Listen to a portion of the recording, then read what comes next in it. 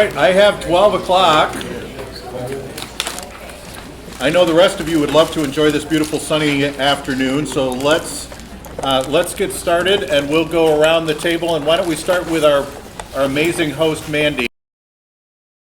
We'll go right around and introduce ourselves. Thanks for having us here. This is a great spot. It is my pleasure and our team's pleasure. I'm happy to tell you a little bit more about the space afterwards if we have time when we do our updates. We'll give a little tour if you're interested, but thanks for coming. Mandy Cooper, Lakeshore Advantage, at-large member. John Moore. Larry Brown, Allegan County Road Commissioner. Craig Van Beek, Allegan County Commission. John Moore, Zealand Township. Mike Sabatino, Port Shelton Township. Matt Nyans, West Michigan Regional Airport. Jim Story at large. Chris Brown, do the accounting for the MACC. Jason Latham, the MAC. Nathan Bach, City of Holland. Tom Bird at large. Jacob Bonema, Ottawa County Commissioner. Kevin Kleinstra, City of Zealand.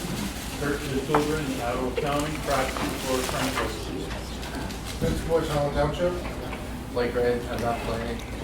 Allie Nice, Olive Township, and I feel like I'm at Chick-fil-A because she said my pleasure.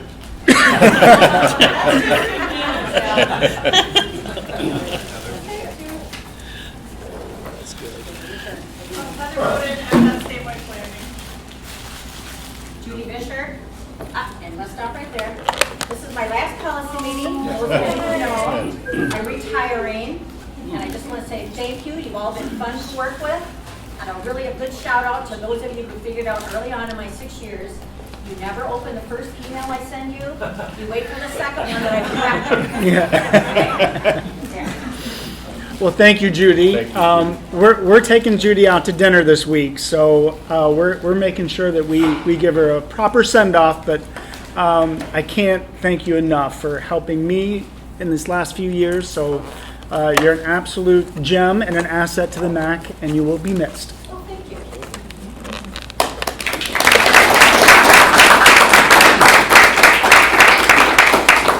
And this is the new Judy. So I'm Shannon, and I'm with the MAC. I'm excited to be here and to work with you all. Alex Miller with the MAC. Eric Dexter with the Mac, way back. Kelly Goward with ODC. And I think we've got a quorum. Yes, we do. We do have a quorum. Next item on the agenda, Pledge of Allegiance. I pledge allegiance to the flag of the United States of America and to the republic for which it stands, one nation, under God, indivisible, with liberty and justice for all. And then I would entertain a motion to approve the minutes of our, what would that be? Oh, what month is it? October, September meeting. So moved, Mr. Chair. Got a motion from Kleinster. Do we have support? Support. Support from Mandy Cooper? Who was first and second? Yeah, and then Mandy Cooper with support. All those in favor, or any discussion? All those in favor say aye. Aye. All opposed, same sign. Motion carries. And then public comment. Is there anyone here who would like to address the MAC? No, I think we're good. I think we're good. Seeing none, I will close the public comment period, and I'm going to turn it over, Jason, to you. All right, well, thank you very much. We got a good agenda today. We're going to switch it up just a little bit. We have Chris Brown with us today. Most of you probably have met him. He's our accountant.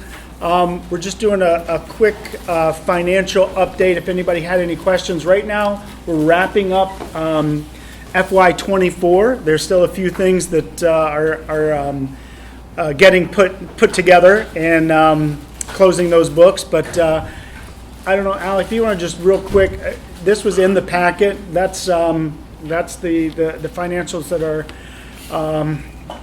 I'd say 98% done, pretty close. But if there were any questions, I just wanted to give Chris an opportunity just to kind of give us a very brief update and then to answer questions if anybody had any. And then I think we have the final on the next, but that's it. I just put it up there if anybody wanted to point to anything or, like I said, ask questions. Chris, anything you wanted to? It's pretty well straightforward. Everybody has seen it through the years, so. This is fiscal year 24-25. Yep. So that's where this at. The auditors won't be looking at this until Thanksgiving week is when we tend to do the audit. So, but on this, that's not the final version. There will be changes to it according to what any audit adjustments would have to be done. And as you know, we had MDOT review our financials, and that was 20, 21, and 22, I think. Yeah, that was Through fiscal year 23. 23. Yeah. ending 23. So that was new for me. I know you had done something like that several years ago, but that was a fun fun exercise, and we're still working with them. But everything looks pretty good. Any questions? Any comments? Anything fun, exciting that you want to bring up? Commission audit, fun and exciting. Yeah. I don't know if that goes together. If those go together. But, no, not really. Bottom line, it'll be what it is once the audit adjustments as appropriate are done. So, we'll know more about that come December, January. Yeah, I think most of you guys know, I usually talk about how the auditors come in on that Monday of Thanksgiving week, and they're in the office for 9 hours straight, Monday, Tuesday, and Wednesday. They lock themselves in a room, and they come out just to get copies of and ask questions, and then they go back in. So I feel like it's a pretty detailed audit, and I feel like we're just about ready for it, and Shannon will get to go through it for the first time. Judy, you can come by if you'd like, just for the fun of it. But, all right, well. Line 86, your first figure there is negative, the second one is positive, so it looks like you added the two together. So it should be 141, shouldn't it be more like 30 or? Yeah. Or am I reading Excess that wrong? revenues. Just the difference between the 59 and the negative 82 is negative 141. It's just the difference between the two. Yeah, so you got a negative and a positive, so you should subtract the 59 from the 82, shouldn't you? If I go No. 59 minus positive 59 versus negative 82, I'm going to get 141. That's the difference between the two. Is that the answer to the question about overrun our budget? We clearly spent more money than we thought we would. Right?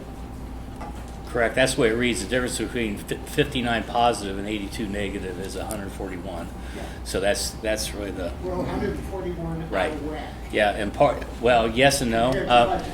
The thing that's a little bit different on this one, and this is the one thing we're going to be bringing up with the auditor, is we have on this sheet here you have community enhancement. Okay, and community enhancement has been a fun thing over the years. Once that got started, is how it's being managed and how it's being done. And what we did on this, and it's reflected on this, is that really it's a separate fund, and it's really a flow-through, in and out type of fund. There's not really a profit or loss on it. And historically, we didn't do an adjustment to defer revenue until the time it's actually being spent. And on here, there's a deferral of revenue, which is why the negative number is there. So it's been handled a little bit differently this year than what it was in prior years, because now we have a better grasp on this community enhancement thing as a whole. So I misunderstood everything you said. Okay, good. Yeah. In other words, if we look at community enhancement, if we had just what you'll see in the audit, it'll be a separate fund. You will see that even though there's been a lot of contributions to that fund, it's going to show $0 revenue, because we are going to be waiting until the time we actually have expenses to match up to the revenue that's being reported. The expenses are basically grants, right? Yep. Yes, correct. Whatever they decide to grant to whomever. Yep. All right. Well, thank you, Chris, for showing up. I appreciate it. And if there are any questions, certainly shoot them to me. Chris and I can work, to get a response back to you. But this is an exciting time every year as we close out one year and start a new one. But things are looking pretty good. Good. Good, good. All right, so next up, thanks for letting me do the financial report. Chris has another meeting to run to, so Thank you. he's going to head out. We're going to jump in with our transportation program discussion, the traffic count update. Who's ready for traffic counts? Come on, show your excitement. All right. I just had a 44th birthday. Not very exciting year, but you know, it's still fun. Still have fun. 44. Okay, so real quick, so each year we collect traffic counts at 55 locations around the area. We don't physically do them. We contract someone out.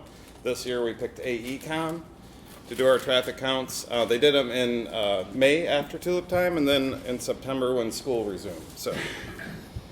We always solicit requests from our members, primarily road owners, as well as townships and cities. Usually we like to prioritize a federal aid eligible road, because that's really where we get our funding. So we want to know what's going on those roads first.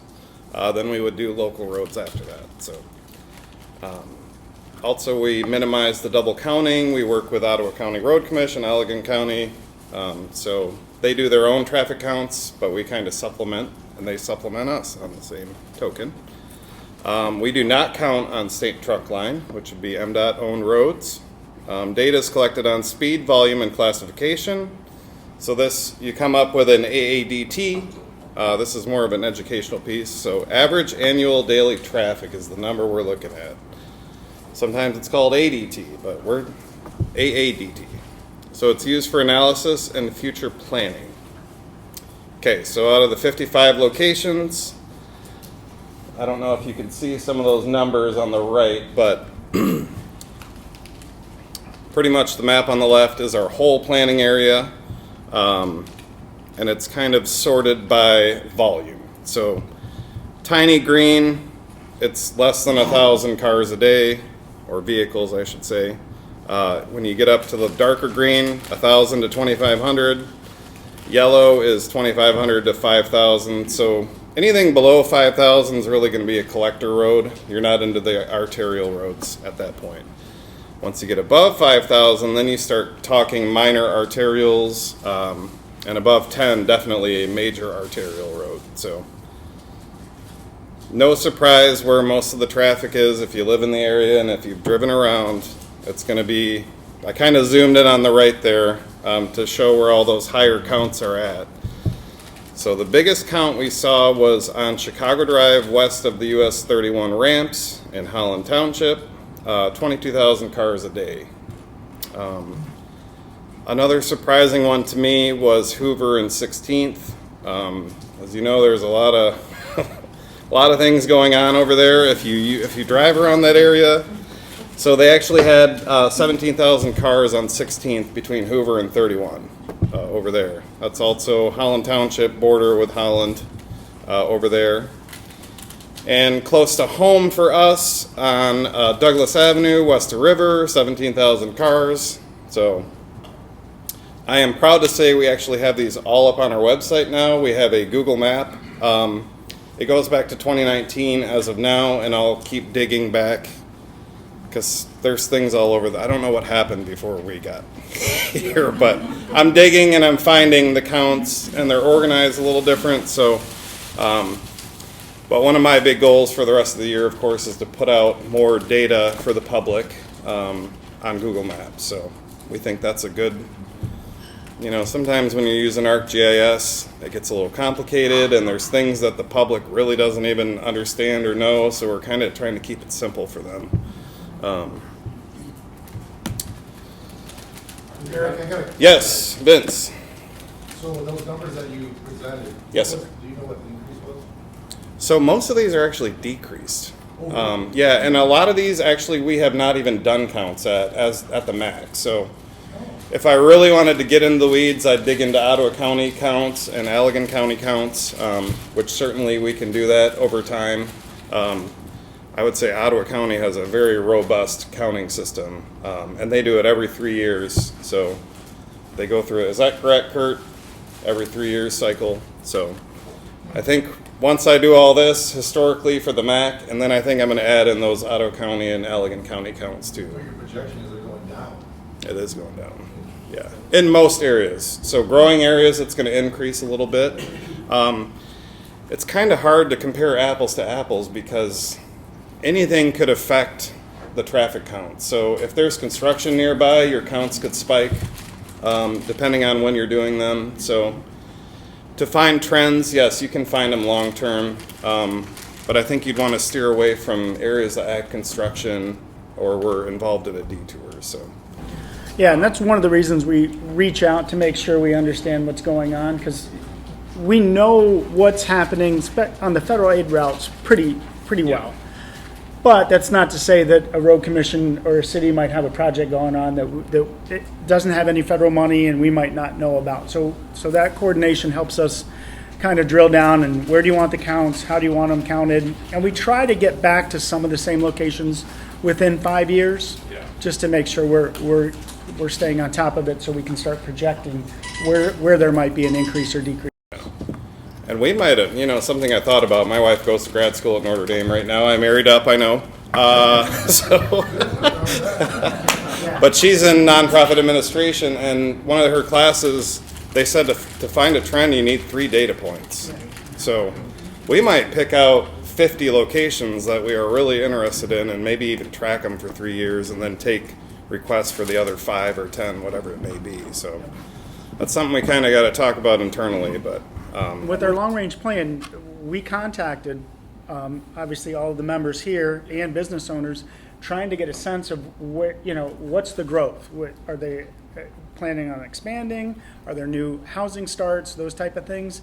So then that also helps direct where we're going to do counts, so we can kind of keep a good tab on that. Does the funding go down if our counts aren't up? Or? No, so we get about 19,000 a year to support this, and this data is shared with MDOT, and MDOT puts that into their statewide model. So then that helps our model that MDOT does for us, which is really nice. Yeah. So usually, I think this count, we haven't used AECOM in a while, and they came in as the lowest quote. Usually we use DLZ. So their quote was a little higher, but AECOM came in, I think, 3,000 less than DLZ. Was it 3,000 or 300? It was 3,000. It was a lot, and I'm like, oh my god, for the same. Yeah. So does the count have a correlation to federal funding? No. It would. I think it would have a determination in NFC status, so National Functional Classification, which are like the 7 rankings of roads. So up top is interstate, but the lowest is the local road. So it's really kind of used for that, and it's used for, anything else that we're using this for besides the database? And building our model, and MDOT's model, which is our model. Yeah. So I think sometimes it'd be nice to have a range of traffic rather than a specific number, because it does fluctuate year over year. So yes, Tom. Data that you collect, like take for example 112th and Lakewood and, Yes. and Chicago Drive Business Loop. Do you count eastbound, westbound, northbound, southbound, Yes. and do you do it by time of day? So it is split up by hour, and eastbound, northbound, whatever bound is on that road. So yeah, they do split it up per hour, and then you can track patterns and things like that. So that's a little beyond our realm. I mean, of course, I send these to traffic engineers at Ottawa County Road Commission, City of Holland, City of Zeeland, and MDOT in Allegan County. So if they want to dive in, feel free. That's kind of beyond my expertise, I guess. The one thing we make sure is always during the school year. We don't do it in the summer, and we don't do it in midwinter either. So it's pretty much April, May, September, October. Yeah. Those are the 4 months. So you can almost guarantee that's when it's going to be. And then traffic engineers can normalize that data. You could do traffic count whenever you want, and they have an ability to normalize that throughout the year, because they can put their whatever factor. So if you did it on a Sunday, June 10th, they can go, well, we know what that's going to be if it was in October, but we don't want any of those fudge factors and all those other things put in there. So we do it during the school year. That's kind of your normal traffic that you can count on. We don't do the summer traffic. And I'll throw this up here. This is sorted by volume, of course. So, yeah, Chicago Drive, Riley Street. None of these are a surprise to any of us. River Douglas, 16th, Lakewood, Riley. These are major arterials that are running through here.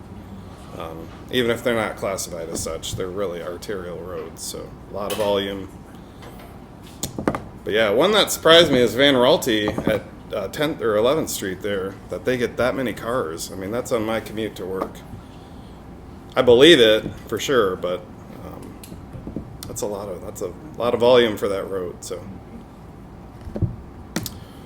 with that, I know there were already some questions, but I'm happy to answer any other ones if anyone has them.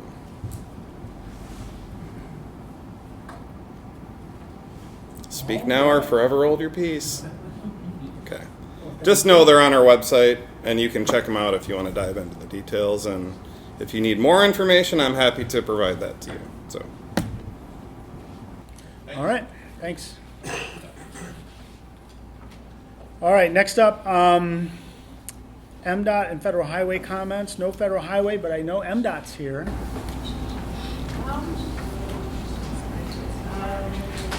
As far as things go with the start of the new fiscal year, everything has been working out.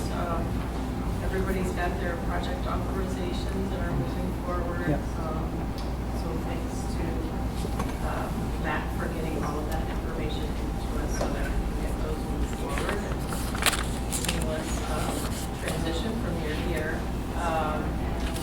As far as obligation authority and the federal government and how that is affecting us with funding.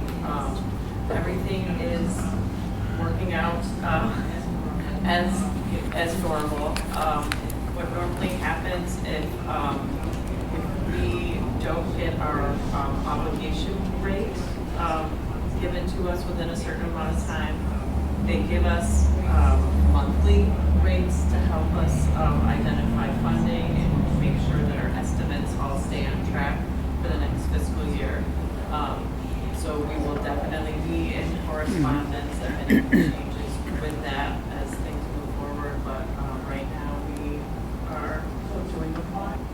So it's my understanding that the federal funding that we're actually using now is from last year's obligation.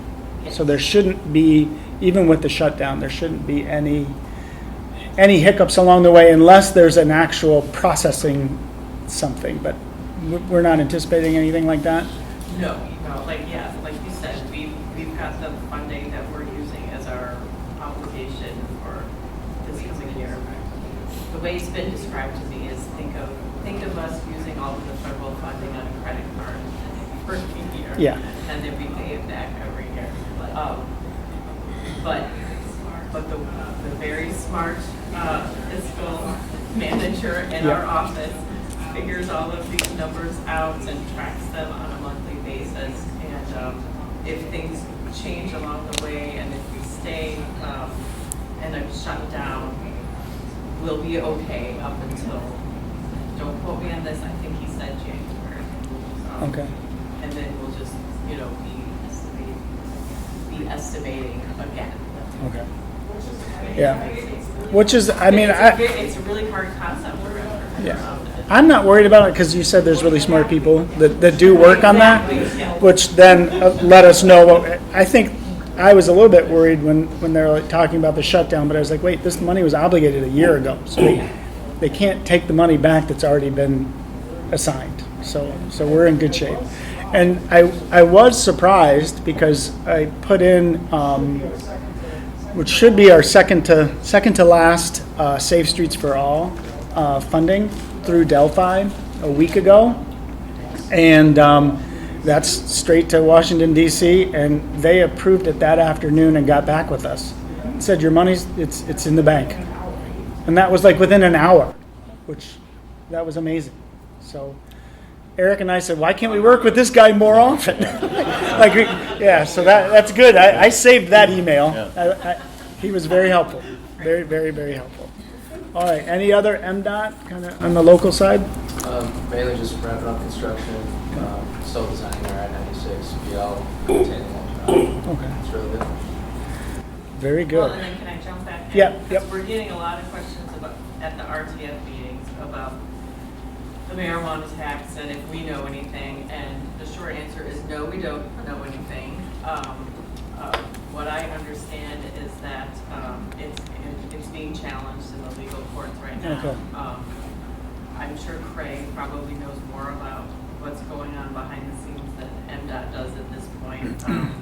But just to let you know that we don't know anything yet. So, because we keep getting this about it. A lot of your increase for next year tied to that?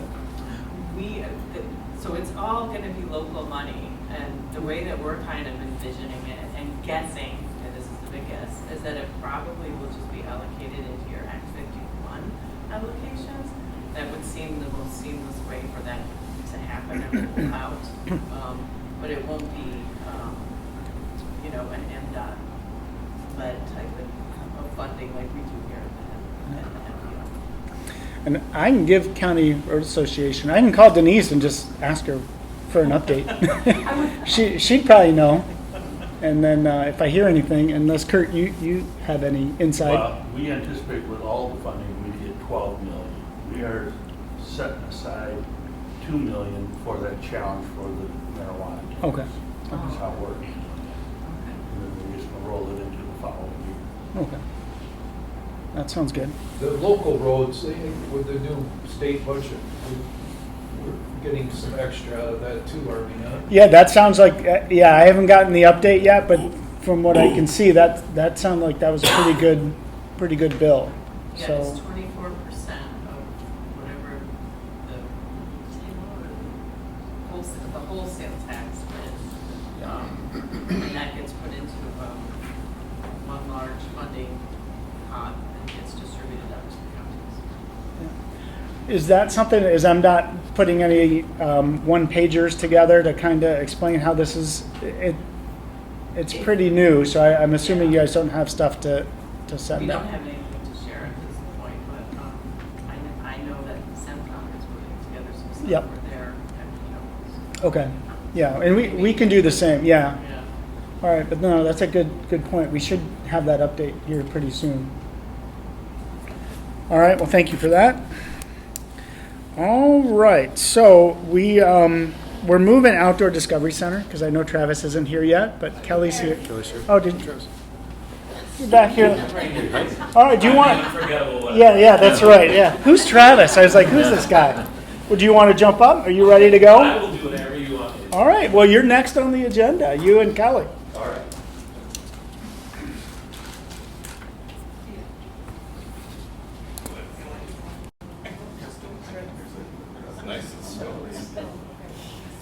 Thanks for making it, appreciate it. Yeah, I snuck in, you didn't even hear me. I know.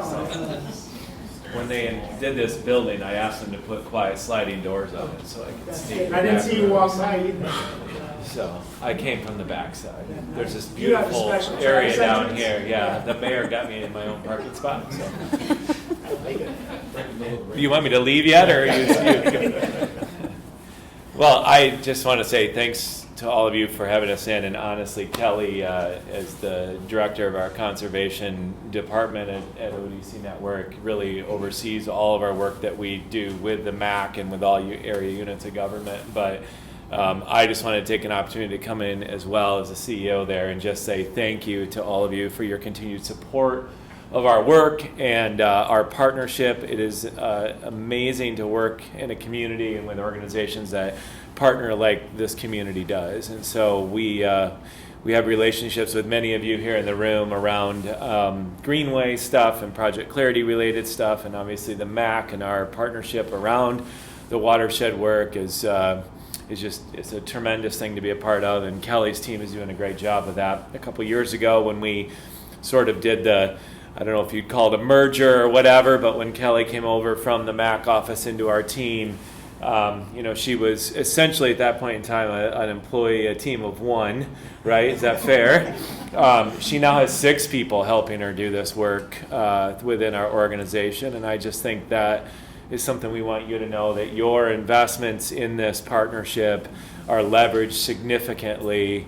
You know, it's not a small amount of money that all of you help put into it, but it's probably exponentially, 6x larger going out the other side due to the collaborative relationships that we have. So again, I just want to say thank you for your leadership, your vision here in our community, and for helping us do the work we do on behalf of the community. So Kelly really, again, is the smart one here, so I'm going to let her talk about what's going on, and I certainly am here to help answer questions if necessary. So, okay. Yeah. Thanks, Travis. Yeah. Yeah, so I've got a few slides here just to kind of do some highlights of some projects and things that we've been up to. And so there's a lot here. I'm going to just hit on things briefly, and then if there's any questions, certainly welcome to take a deeper dive. But starting out with kind of projects and grants that we're working on. So the first Eagle watershed planning, we received a grant from Eagle to update our watershed management plan. Many of you are aware, Project Clarity celebrated its 10-year anniversary in 2023. That was also the 10-year anniversary of our watershed management plan, and time for an update. So that draft has been submitted to Eagle. We're waiting for comments. We'll wrap up that project by the end of the year. And so that was a significant staff undertaking primarily to just update that watershed management plan, bring it up to the current state and federal standards. We had a small grant this year from the Zeeland BPW Foundation to do water smart landscaping in the city of Zeeland. So things like converting turf grass to native plants, putting in rain gardens. We did a couple different educational workshops, and we're able to work with 5 homeowners in the city of Zeeland to put in projects. We're hoping to continue that partnership with Zeeland BPW, and they are really pushing water smart landscaping, water conservation, as is the Holland BPW, and Zeeland as a customer is following suit there. So that we see as a big potential moving forward as a partnership, and to continue that work with homeowners in both Holland and Zeeland.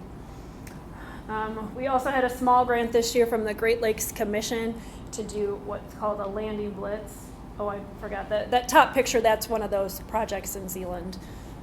Where some turf grass was removed and native plants were installed. The aquatic invasive species landing blitz, there's a photo on the bottom picture from that. Basically, it's doing education with boaters, asking them if we can voluntarily, inspect their boat for aquatic plants and other aquatic hitchhikers to prevent the spread of invasive species from one lake to another. So we did that actually at locations on Lake Macatawa and also on the Kalamazoo River. So we were able to work in multiple watersheds with that project.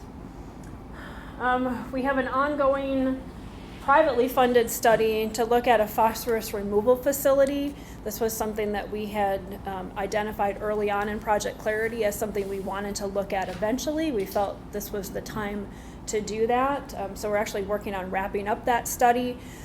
Fleece and Vandenbrink was an engineering firm we hired through a competitive process. So they've given us a draft report. We're still waiting through that, and hope to have, after the first of the year, next spring, have kind of a public release of the results of that study. But really looking for something like an engineered way to remove some of that last phosphorus out of the watershed to try to help reach that TMDL, or total maximum daily load goal, for phosphorus. So more will be coming on that. Ottawa County water quality monitoring. So we were part of a project run through the Water Resource Commissioner's Office in Ottawa County in partnership with the Conservation District to secure some funds that came out of the Monsanto settlement that the county received to support water quality monitoring countywide. And part of our role in that was we received funding to purchase a monitoring buoy for the lake. And I have pictures on the next slide, so we'll get to that in a second. So that was kind of our big role in that. We've got a monitoring buoy on the lake, some additional monitoring sondes in streams. So these are real-time monitoring that our data is being streamed to us directly. We don't have to go download data from these devices. And then countywide, there's additional monitoring that's happening, chemistry monitoring, aquatic insect monitoring, fish monitoring. So our team got to go out with the Conservation District a couple times this summer and see what fish we've got in the county. So, and they're kind of working their way through the county from north to south over the next 5 years to do all kinds of monitoring. And then the last one, NFWF, National Fish and Wildlife Foundation, we received a grant to do a stream bank restoration at Paw Paw Park. I've also got pictures of that one, so we'll talk about that in a second. That was also supplemented with some additional funding from TC Energy and Miller Knoll to support that significant project. So here's a few pictures. So on your left, that's what that buoy looks like in Lake Macatawa. It's kind of in that Narrows area, so if you've been on the lake, maybe you've seen it. We really worked this summer to refine its function. We had all kinds of technical difficulties we had to work through. Finally thought it was working right, and then like last week it just stopped recording data. So we're getting ready to actually take it out of the lake for the winter because it won't function if there's ice. But I think we've got it to the point where we've got it fairly well refined. We know how this thing operates. So then next spring when we deploy it, we should be getting good, reliable, continuous readings. And then the picture on your right, that's one of the stream sondes. So we actually have to put it inside like a PVC housing to protect the sondes themselves. And then you can kind of see in the background there's a box that gets installed on the stream bank. They're meant to be temporary, so we could pull these posts out of the ground if we need to, but then that box is what helps like transmit the data. So we've got 5 locations kind of in the major tributaries. Again, working through some troubleshooting on how that data is streaming and issues with batteries. They're all solar powered, and so we're working all the bugs out this year and hopefully get good data streaming in next year. I did just pull kind of a screenshot. So this is from the lake buoy. There's 2 sets of sensors at different depths. So one at about 3 meters below the surface, and the other, I think it's about 14, 15, was about as deep as we could get. And so the lighter blue, those are the surface readings. The darker blue is at depth. And so this particular parameter is the turbidity, so how much particles are in the water. And so we would tend to expect that the lower you go on the water column, the less of those particles that you see. So this data makes sense. Sometimes the data doesn't make sense, and we have to really take a look at that. And you know, a boat coming by can interrupt readings for a while. But yeah, so we're still trying to figure out what do we do with all this data, because it's a lot of data. This takes readings every hour. We can adjust that setting. So we are working again with this monitoring effort across the county to come up with a central website where all of the data can be shared out to the public. And certainly raw data we'll make available to partners that are interested in that, but we'll come up with some kind of more of a dashboard that's more relatable for the public to digest. And then here's some pictures from the stream bank restoration. So this is a fairly significant project. I think this is the first one that we've really taken on on the Macatawa River proper. So primarily at Paw Paw Park, a little bit went on to adjacent private property, but there were 4 different flood benches that were constructed through the park, basically in pinch points where high velocities of the stream were coming through. So to kind of slow down the water, give it a bench to flood onto and slow down, drop out some sediment. And yeah, so this is just a little bit of the sequence. We had an excavator come out and do the heavy lifting, and then our team comes behind and spreads the seed, lays the blanket. So you've got some of those process pictures on the top and then some final pictures on the bottom. I think that the picture in green was a couple weeks after we did the restoration work, so it's was greening up pretty nicely. We were very happy with this project thus far. We still have to go finish one little section we were going to do last week, but then it rained for 3 days, so that really didn't help. And so we'll go out this week and finish that up. And then with Miller Knoll supporting this, we'll have some of their staff come out and help us put live stakes in the ground later. We have to wait till after Thanksgiving to put those in the ground. All right, any questions on any of those projects? I have a question. Yeah. Thanks. So, as you know, out in the Discovery Center, the county and Howland Township are working on Hawthorne Pond. Right. That project that we're doing there. So I did been riding my bike around a little bit in there. Some of the fishermen are talking about the fish are kind of looking sickly. Is there any way that your organization could possibly look at that pond and see if there's anything that we can do to, if there's anything going on there? I don't know. But you're the master. You're the master forever. So I'm asking you what we should do. Not, you don't need to know now. Bring it to your Yeah. attention. Okay. You're talking Yeah. about Hawthorne Pond? Hawthorne Pond. Yeah, I mean, Pond, yeah.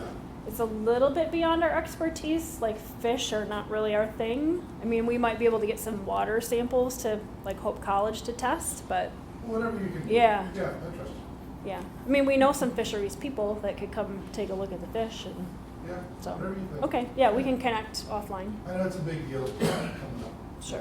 Thanks. All right, I wanted to just highlight outreach and education. I've got 3 slides that show you all the stuff that we've done, so I'm not going to talk about all of these things. Just wanted to let you know we do a lot in terms of community outreach and education, and just highlight a few things. The ones I put in bold, these are all brand new to us this year. New partnerships, new events, new activities that we haven't done in the past.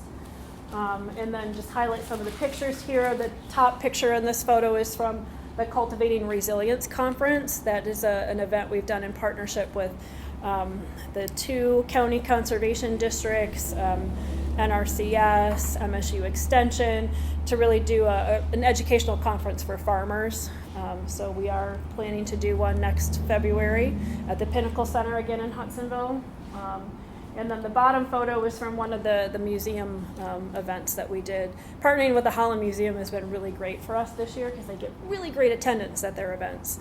I think we had 50 people come to learn about the environmental history of the McIntyre watershed, which never would have thought we would get that many people there. Page 2, another kind of newer partnership for us in that top photo. We've been working with Joe Bush's office, the Water Resource Commissioner, to do drain cleanups.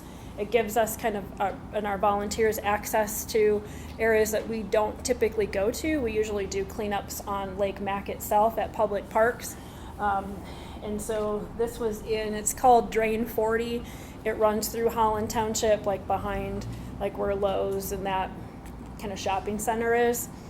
So much trash. I mean, we removed hundreds and hundreds of pounds of trash from that, and there's still a lot left. So that's been a great partnership to leverage, their easements on those drains and to get people out there.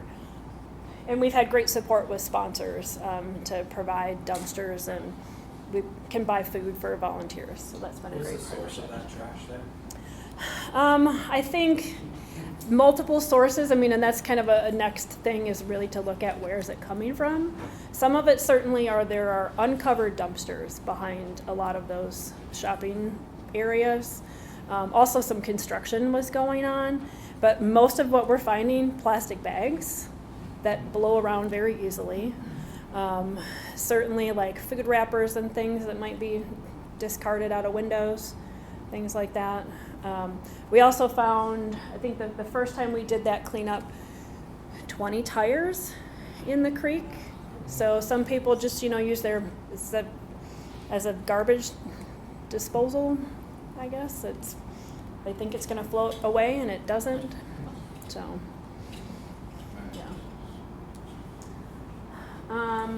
yeah. And then a couple, that middle photo, that's from the kids' activities at the Holland Farmers Market. That's always a fun event for us. And then the bottom photo, that is a group from Hope College that we took kayaking, the Day 1 watershed group. We always, their first day on campus, we always take them out kayaking. And then page 3. So a couple things to highlight here. That top photo is from our macroinvertebrate monitoring. We do that twice a year. If you've never been out and like to play in creeks, we'd invite you to come along. We'd love to take volunteers out with us. And then the bottom photo is one of our recent events. Mayor Box was along on that. We started doing what we call Explore the Mission tours to get people out to learn about various aspects of the ODC network. So this was one to explore all of the conservation work that we do, and got to take elected officials and some municipal staff out and see some of the projects that we work on. So if anyone is ever interested in something like that, we're happy to arrange a private tour. If you have a particular project you want to go see, happy to do that. I highly recommend that. There were some huge projects within the city in my own backyard I did not even know of. Yeah, it was really, really informative. Thank you. Good. Yeah. Thanks for coming. Okay. And I think I have maybe just a couple of those slides. Just wanted to also make mention, some of you in the room are part of MS4 Communities, the Municipal Separate Storm Sewer System program. Was something that I managed when I was at the MACC, for those of you that have permits, and now we have new people on board. So Holland Township gets to join the party, as do 3 school districts. So we spent a good chunk of our summer getting 4 new permits submitted. Pleased to say we received 0 comments back from Eagle, and we're just waiting for draft permits to be issued. So that's a first. But Eagle's also changed their program a little bit and provided templates and a little bit easier process. But we continue to support the 6 existing. We'll have 4 new moving forward, so that is going to be a bit of a shift of our workload, continuing to work with those, especially with the 3 school districts that are probably going to need a little bit more hand-holding. But yeah. What's an MS4? So it's required from the EPA and then administered in the state by Eagle for municipality. So if you're in a public entity in an urbanized area and you have a separate storm sewer system, you have to have a permit to discharge your stormwater into waters of the state. So there are various aspects of the permit, including public participation and education, illicit discharge elimination. You have to comply with, the construction site, stormwater, soil erosion, sediment control, post-construction development rules, your own facility management, pollution prevention, good housekeeping, that's called. And then if you are in a watershed with a total maximum daily load, there's some monitoring requirements there. So what we do is we work with each entity to make sure your plans are up to date and in compliance with the requirements, and then there's some inspections and things that have to be done. So we'll work with staff to make sure that those are done, or if staff want us to do it, then we can talk about a way to make that happen. So that's what Aaron Nyborg's running around doing? Yes. Okay. Yep. Now I know. Yes. Yep. We've been working with Aaron on that. Yeah. Yep. Yep. Absolutely. Yeah. So that was my last slide. So yeah. So any other questions about all of that? It was probably a lot more. I talked longer than I was planning on it, but. Would you say Project Clarity has been a success over the last 10 years since we started? Absolutely. We still have a ways to go, but we made significant progress compared to where we started and where we were 10 years later. If you just look at the monitoring alone, water quality improved by 70%. It's not meeting the TMDL yet, but that's one way that we look at success. I also think it's very successful, the number of farmers that we were able to work with. 65 farms participated in conservation on 10,000 acres. That's a huge success. It doesn't translate directly to the water quality, 100%, but just getting the engagement with that audience, I think, was huge. And other partners that we were able to kind of bring on board and work with us. So yeah, from a water quality, we still have, some work to do there, but 100% it was a success. I just add a number to that, one that just is astonishing to me, but when you do the math based on like the stream restoration project that Kelly just shared, which is not in this number I'm about to share, but when you calculate the erosion that's coming off of those kind of areas across our watershed, over that 10-year period, 40,000 tons of sediment was stopped from going into the watershed. 40,000 tons. That's great. That's great. Well, thank you so much. Are there any other questions? The one thing I want to say is this partnership that we have, and you both hit on it, this really does exemplify our mission. Our mission as council of governments working together for the betterment of our community. I mean, we're leveraging $140,000 a year to you guys, and you're turned into $1 million. Yeah, I know. It's fantastic. And I think what we're planning on doing is having Kelly here probably quarterly to give these updates, because we really do want to make sure that everyone here understands the good work that they're doing and really helping our community, helping the lake, helping the watershed, and the education piece and the MS4 side. There's a lot there. So thank you for that. Yeah. And on a quarterly basis, it'll be much shorter. Just trying to cram in a lot. Yeah. But if you need anything, please reach out to us at your individual levels or whatever. We are here to help. So thank you so much. Yeah. Thank you. Yeah. All right. Well, thank you. Now, we could use a daycare center for the MACC for our meetings. Yeah. Is it for you? Yeah. He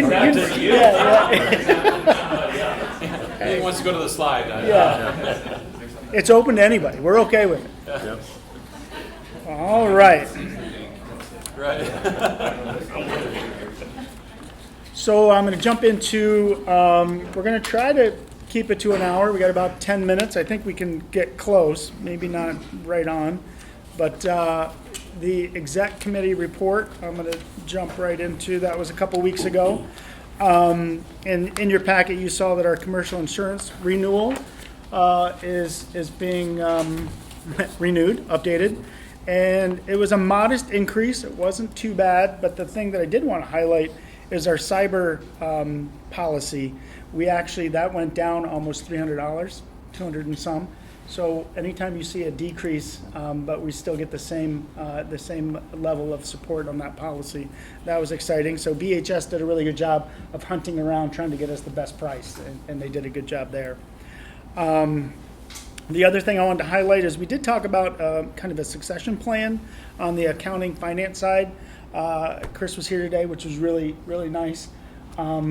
He's helping us out a bunch, but I think having somebody in the background, maybe potentially to take over in the future or support us, the exec committee thought that was a good idea. I think that's a good idea. So I'm looking for some other folks that might be able to help us out. MACC Bank has given me a couple firms that could help, and if anybody else has some really good CPA accounting firms that they know of, I'm trying to cast a wide net to see if I can find some support there for Chris and myself down the road. You guys met Shannon. She's on board now, which is really nice. And let's see, MACC Bank. So the one thing we talked about is actually, if you remember, just over a year ago, we transferred a lot of money to my class. That's that pooled fund supporting our fund balance. And now that MACC Bank is part of Wintrust, they actually have offered the same governmental support from a funding standpoint. So I've been working with them. I'm handing out new sheets for some board members to sign to get things rolling. And next month, what I'll do is propose that we take half the funds from my class and put it into the new MACC Bank government accounting fund balance. And then we can kind of track them both. I've been tracking them for 6 months, and they really are pretty much neck and neck. I haven't seen a difference. But we'll have to update our policy just to include that new MACC Bank fund as being eligible for us to put our funding in. But they do not need a resolution or anything from our board. But if we want to do that, we can. But I've worked with them, and they said, no, once we have our signers in place, because we already have a relationship with them, we'll just need, I think what we'll do is actually just have board approval at next meeting to put half that funding in that account, which is really nice, because the one thing that MACC Bank said is as they increase their funds from the area, they do give back to the community. They offer loans to businesses in the area, and it's nice to have that relationship. My class, I don't have a person. I do have a person that I can contact, but I don't know them, and it's through email, and it's a little wonky. But here locally, we were just talking. I have two contact people that I know very well, that I see at National Night Out, that I see in the community, and they're here to help me and help the MACC. So I think it's nice to have some of our funding with MACC Bank. So there'll be more to come on that next month. The last thing I want to talk about is I let the exec committee know that we met with Saugatuck Township. And it was a nice discussion. I think they have been working with Laketown Township on some busing options and some other things, and there's a lot going on, and it's nice that we have our relationship with Laketown Township that was talking about how great the MACC is. So Saugatuck Township said, well, can the director come down and talk to us about what are the benefits of being part of this this organization? So we had a very nice discussion. I was wondering if you wanted to give any a rundown on how well it went and some of your interactions, and let everyone here know what that conversation felt like and sounded like. One of the things about Laketown Township is that we are trying to work with our neighbors about things, whether it's Fillmore Township, Park Township, or Saugatuck Township. So a lot of the things that we do, I mean, the reason the MACC exists is because we're part of a greater community. And when I deal with Saugatuck Township, I push them information that comes from the MACC all the time because it impacts them as well. So when I look at a map, they fit in the greater metropolitan area. And I know the traffic counts don't reflect the summer months. Right. But if you stood on 64th Street during the summer, on a Friday, Saturday, or Sunday, until 3 o'clock, there are just tons and tons of cars coming from Park Township and Holland going to Saugatuck. And all Laketown offers them is a road. Right? But in the evening, if you stayed there all day, the traffic just reverses, and you get tons of people leaving the restaurants and bars and amusements of the Saugatuck Douglas area headed back. So our communities are very interconnected. In particular, Laketown has a lot of challenges. Just where we meet Saugatuck Township is the corner of 64th Street and Blue Star Highway. And there's a ton of planning that needs to go on about how we do traffic flows, things like that. So I think adding Saugatuck to be a new municipality within our group, I think it's really worth considering. One of the things I like about Saugatuck Township is that they're pretty stable. Since 2018, they have a well-oiled machine functioning at the board level. I like the city of Saugatuck, I like the city of Douglas, but they're chaotic. They seriously, they can't stay on a path consistently. They switch back and forth a lot. I was very impressed with their two board members, Abby Bigford, the supervisor, and John Helmrich, the treasurer, and Daniel DeFranco, the township manager. Yeah, they did a really nice job. And Mandy knows them well. Yeah, they're excellent to work with and forward thinking, willing to invest in the future, which is exciting. So I think it's worth considering. Yeah. So our conversation at the exec level was, no red flags there with potentially extending an offer, and then certainly discussed with MDOT what that would look like in terms of expanding our area, and there's no issues there either.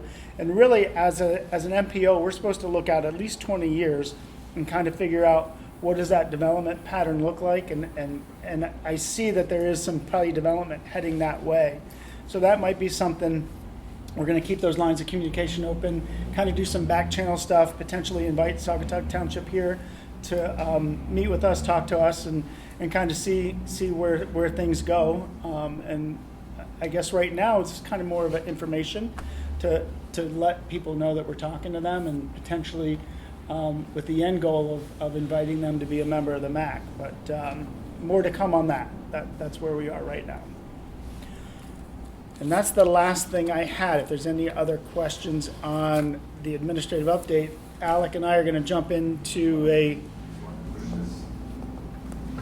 to next meeting. Yeah, it doesn't really, it's just a recap of numbers and stuff, and Yeah. we already we're at time, and we have the member comments, so.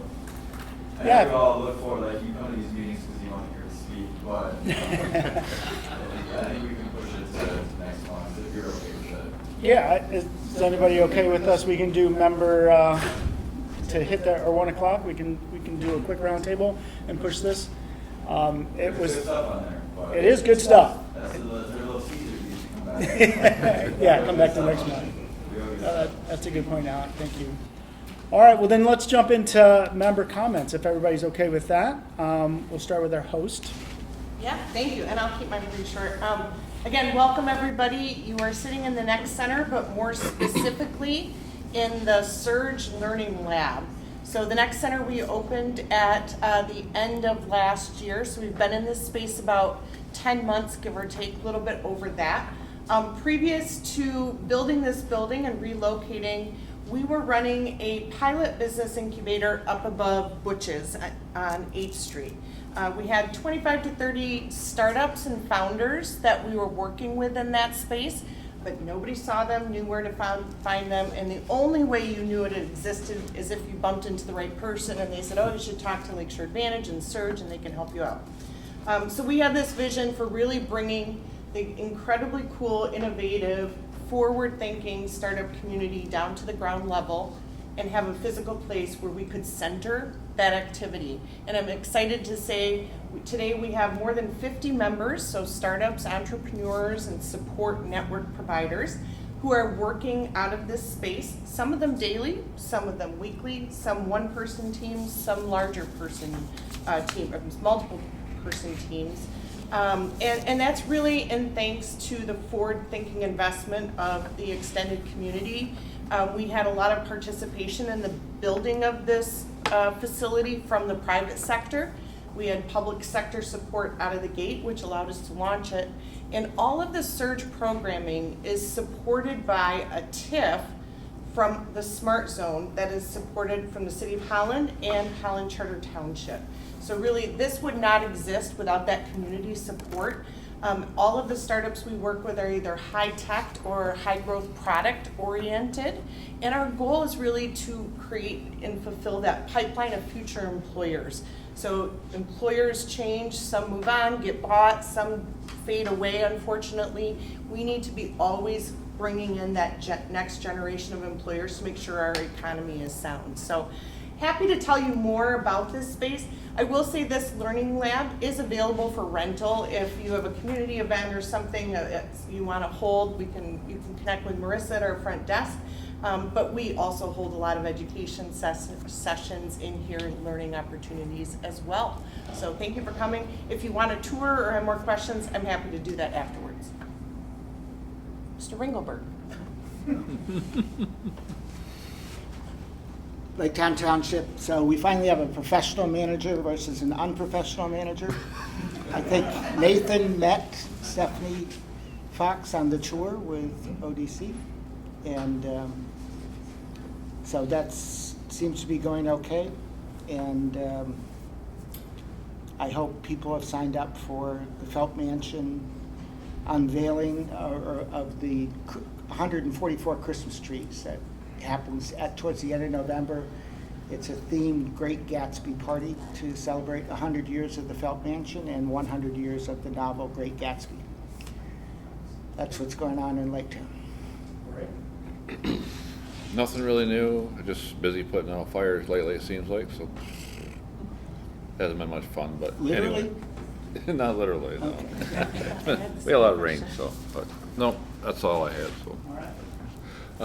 At a recent meeting, our board approved the purchase of electric and propane-powered vehicles. So the infrastructure will be installed over the next couple months, and we'll start making those vehicle purchases over the next year. So trying to go green a little bit, and we're excited about it. Yeah, we're still trying, in Allegan County, we're still trying to sort out this funding increase, which is going to be, roughly about a third increase of what the money that we got from the state. And part of, somebody was talking about the local road part of it, that's the neighborhood road fund in there. And it's not clear to me yet exactly how or where you can spend that. I don't think it's clear to anybody. And as far as the marijuana tax, I can tell you, I talked to CRA this morning, they don't know any more about it than you do. I don't think we're gonna know any more about it until it goes all the way through court.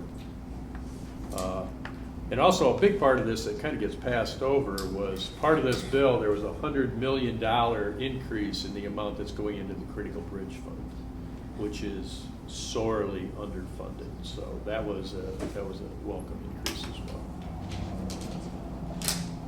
None for me.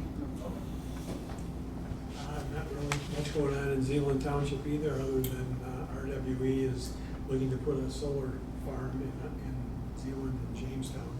So that's created a lot of interest.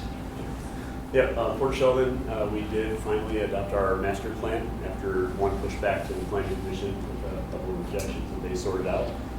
So that's approved now, and now the planning commission is also working on battery storage ordinance because we don't have anything, and of course there's no projects on the list, but folks are a little excited about the fact that we're saying the word best. But anyway, but yeah, other than that, moving along, getting rid of our fall stuff. So. Very good. Are you going to just introduce Matt? I am. All right. My pleasure to introduce the young man next to me, Matt Nyans. He is the 4th permanent airport manager in the history of West Michigan Regional Airport. He comes to us professionally. His most immediate assignment was 7 years. Yeah. 7-ish. 7 years at Denver International Airport. But he is a son of the state of Michigan. Graduated from West Michigan University's College of Aviation. And with that, let him introduce more. Thank you all for having me. Matt Nyans, the new director of West Michigan Regional Airport. Just wanted to come say hi and meet the MACC. Figured we might cross paths in the future, so it's good to put faces to names. And things are happening over at West Michigan Regional Airport. We just had a ribbon cutting last Friday for our North Taxiway expansion, so hoping to increase our base tenants there and grow our capacity. Great. Well, welcome, Matt. Thank you. Thanks. Thank you. Welcome to Holland, and if you get a chance, go 1 block to the north and you will be able to see the 99.5% completed ice park, including Travis's private parking space, apparently. As I walked over here today, I saw them vacuuming the ice rink, which means they must be getting ready to put the logos down. Local brewery has the logo rights to the ice pond. Local credit union, I believe, has it to the curling rink, and then major manufacturer does for the Zamboni. We should be making ice later this week. Ribbon cutting is 2 o'clock on Friday, November 14, coming up in just 2 weeks. Starting tomorrow, you can sign up for reservations for skating for the first skate session and beyond at 6:30. You can go to hollandrecreation.com. It's $10 to skate. That includes skates. It's $10 even if you bring your own skates. I saw last week there are 400 pairs of brand new Bauer ice skates, from the tiniest little skates for little tiny kids to the biggest skates that would probably even fit Alec. Yeah. So it's good. It promises to be absolutely fantastic. We can make ice even in this kind of weather. So we're gonna have a very long skating season. It's really exciting stuff. And as you're walking down there, take a look not only at the amazing $11.5 million ice park, but the additional $9 million of infrastructure improvements that we put into 6th Street in the years in advance. Thanks in great part to Lakeshore Advantage. Their building, this building, gave us the opportunity to reopen the brownfield plan for this area, which opened up brownfield redevelopment reimbursements for us. We were able to do $20 million of improvements between the $9 million in 6th Street and the $11.5 million in the ice park, and it cost the city taxpayers of Holland only $2 million. That is an amazing partnership that we have going on in the city of Holland with places like Lakeshore Advantage. It's really, really exciting stuff. So that's all I have today. That's fun stuff. It is fun stuff. It's great to be the mayor of Holland right now. That's great. It is. At the Board of Commissioners, we are welcoming Patrick Waterman to be our new administrator tomorrow morning, 9 o'clock. So we're very excited about Patrick returning. He was our deputy administrator during the prior administration with John Shea. And so he's very well known in the building, very respected, and he can start day one, boots on the ground, and get things done for us. So we're excited about his return. As finance chair, one of the main things that I tackled this year was to challenge all of our department heads to create a list of mandated versus non-mandated spending, the have-to-haves versus the nice-to-haves. That list is coming together very nicely. It'll be made public so that we can see exactly where our tax dollars are going. So I'm proud of that. As vice chair of the Insurance Commission, I'm handling a lot of the litigation that has resulted against the county. As you know, during the prior administration, there was quite a few lawsuits. Tomorrow, we'll have a chance to resolve 3 more of those lawsuits. So we're working to clean those up. As part of resolving those lawsuits, a lot of closed session meetings have to be made public. We are being compelled by the settlements to do that. I think that's fair. I think that's part of being transparent and being accountable to the public, that you get to see how your elected officials spend your dollars behind closed doors. So that will happen. I believe those motions will pass tomorrow. I'm also proud to say that during this last year, we have not garnered any new lawsuits. So it's been more business as usual, and stability has returned to Ottawa County and continues to return. So I'm very happy. Good. Happy in a different way, fun in a different way. Yes. Zealand, tomorrow we have a ribbon cutting for our new improved Hoagland Park, not named after our former mayor, Les, but his father, Frank. But anyway, it spent over $1 million improving that park, and it's beautiful right now, and look forward to having, I think, Mr. Bunhama's grandchild was the first to play on the equipment. Probably illegally. But probably. I wasn't a part of it. I don't know how he got in there. And we finally had the last meetings for the rezoning of some property for that Meade Johnson purchase. And now they can go ahead with their $800 million expansion in the city of Zeeland, which is quite amazing. Also, JR Automation is coming into town, $79 million. So between the two of them, almost $900 million of improvements in the city of Zeeland. So quite amazing for a city of our size. That's about it. Road Commission, as we said, we're anticipating $12 million in new funding from the changes by the state. We're looking at spending $10 million because we don't know about the lawsuits. We're going to take $7 million and $167,000 and move up road projects in every township 1 year with the additional funding. So Glendon and Olive, we got 3 culverts on 96 that will be done next year. Holland Township, Beeline, Green Lane, Riley to 120th will be resurfaced. Park, 160th Avenue from Oregon to South Shore Drive will be resurfaced and a paved shoulder. Port Sheldon will be working on the culvert at 152nd Avenue in Tyler. And Zeeland Township will be resurfacing and paving 88th Avenue from Riley to New Holland. So we're taking advantage of the money, so we hope we get it. Great. Well, Holland Township, what day is it? It's always busy in Holland Township. So if hopefully everyone's gone to the new community center, $16 million that we paid cash for that, so no increased debt or anything for the community members. We're running about 300 to 400 people through that a day, so we're pretty excited about that. So if you haven't been there, visit it. Collaboration thing is kind of fun with the City of Holland and Ottawa County. Tomorrow we're closing on the 8th Street Lemon Fresh. We're going to buy that and knock it down and turn it into a parking lot so we can have some development there. So obviously trying to make the City of Holland look more aesthetic, and Ottawa County helped out with the Brownfield Development Authority finding us some money to knock the building down. So there's my top 2 for the day. All right, Al, jump in.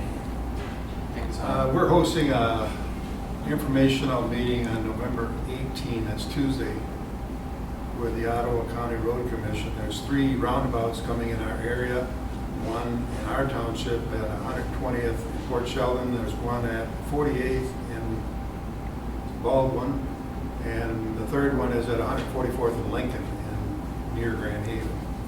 So hopefully information for citizens, because some have called me already and said how not smart I am. And it's very interesting to me. I know some in this room also where their townships have solar or wind or battery storage coming into your communities. And unfortunately, the public is not informed that the state is taking over that. But we try to keep people informed. I think it's a good meeting that we're going to have to discuss these roundabouts, and I personally am a fan of them. I think they work fine. All right, well, I think that's it then. Well, thank you, everybody. Next meeting, Laketown Township, November 25th. We'll see everybody there. I guess I'm just looking for a motion to adjourn. So moved. All right, and supported. All in favor? There we go. Thank you, everybody. Look at that. All right. I love it. I don't see a spot for a signature.